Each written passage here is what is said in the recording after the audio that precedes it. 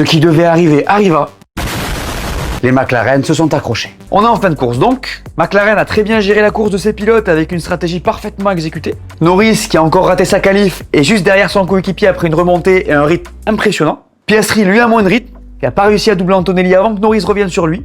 Il a souffert du trafic, ce qui l'a pénalisé et a permis à son coéquipier de se rapprocher. Il n'a plus le DRS et Norris l'a sur lui. Lando il ne parvient pas à le dépasser sur plusieurs tours, puis Piastri revient sur Antonelli.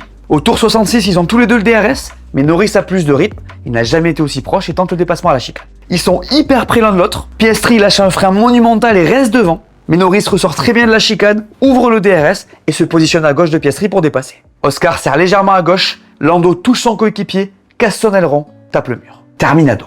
Lando est au tapis, suspension avant gauche pétée, plus d'aileron avant. Mon avis sur cette situation, les gars. Pour moi, c'est 100% la faute de Lando Norris sur ce qui se passe ici. Il ne peut s'en vouloir qu'à lui-même s'il en est arrivé là. Parce qu'il fait trop d'erreurs. En qualif, il l'aimait P7, c'est pas normal. Il manque de confiance. Et c'était ouf de voir son ingénieur le coacher à la radio comme il l'a fait en qualif. C'est hyper rare de voir ça le samedi, et franchement inquiétant si le mec joue le championnat. Ensuite, désolé, mais cet accrochage arrive parce qu'il est fébrile. Oui, Piastri se décale légèrement, mais la vérité c'est que ce move-là a tout l'air d'un dépassement désespéré. C'est tout simplement une erreur de jugement. D'ailleurs, Lando, il prend 5 secondes de pénalité après la course. En vrai, il devait le passer à la chicane plusieurs tours avant quand Piastri n'avait pas le DRS sur Antonelli. Donc le souci pour moi c'est ça.